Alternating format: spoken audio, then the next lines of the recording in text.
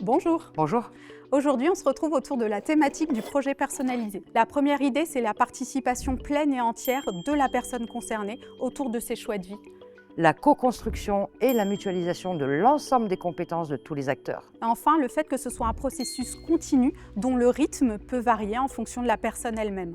On prend un exemple. Caïs ?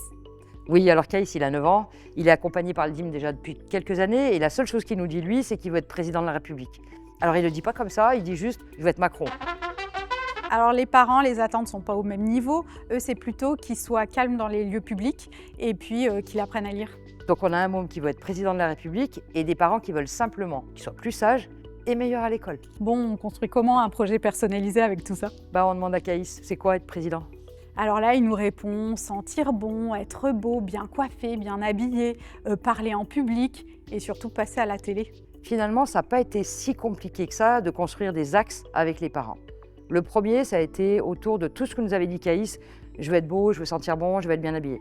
Ouais, on a travaillé vraiment des séquençages à domicile avec l'ergo, l'éduc, ou vraiment pour gagner en autonomie sur le temps de la douche et aussi sur tout ce qui est choix vestimentaire, les couleurs qui vont ensemble et tout ça. Ouais, je me rappelle qu'il arrivait au gym avec les cheveux bien coiffés, il sentait super bon. Après, le deuxième axe, c'était tout ce qui tourne autour du langage, avec notamment tout ce qui était articulatoire, où les parents tenaient absolument à maintenir l'orthophonie. Et il y a eu aussi tout le travail pédagogique. Oui, on a mis en place les récitations avec les enseignants. Les récitations, elles étaient reprises aussi au domicile.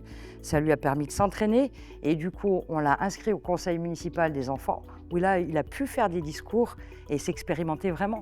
Et par rapport au fait de passer à la télé, on l'a plutôt inscrit au club de théâtre du village, où il a pu faire des petites représentations devant des camarades, puis après devant un plus large public. Bon, ce qu'on voulait montrer, c'est les 3 axes importants du projet personnalisé. C'est la recherche accrue de la participation de la personne. On a fait un zoom sur la co-construction famille-professionnelle, mais aussi sur la mutualisation et des outils et des compétences de chacun. Et le processus continu du projet avec la théorie des petits pas.